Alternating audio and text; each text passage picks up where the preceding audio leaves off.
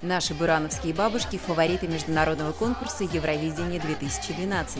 Именно они бросят вызов стереотипам своим выступлением с развеселой песней. «Party for Everybody» – вечеринка для всех, которую они споют под бодрый современный ритм. Еще до начала конкурса все жители Удмуртии у их ног.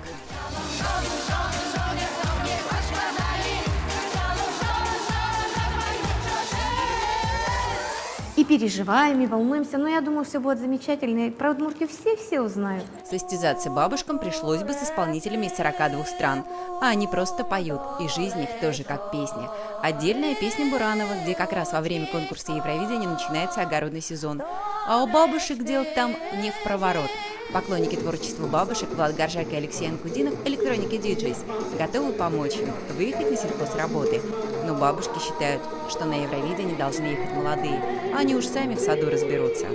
А продолжать будет молодежь, вот они какие красивые рядом стоят. Ребята молодцы, потому что живете на удмуртской земле, которая вас подпитывает и вам помогает продвигаться вперед.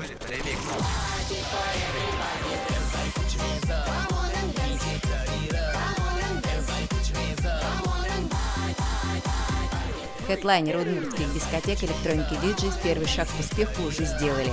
Они написали официальный ремикс на главную песню 2012 года «Party for Everybody». Они поедут на Евровидение.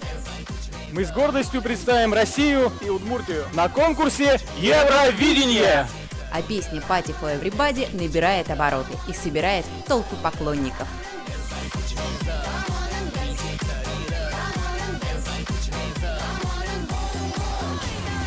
Everybody put your hands up.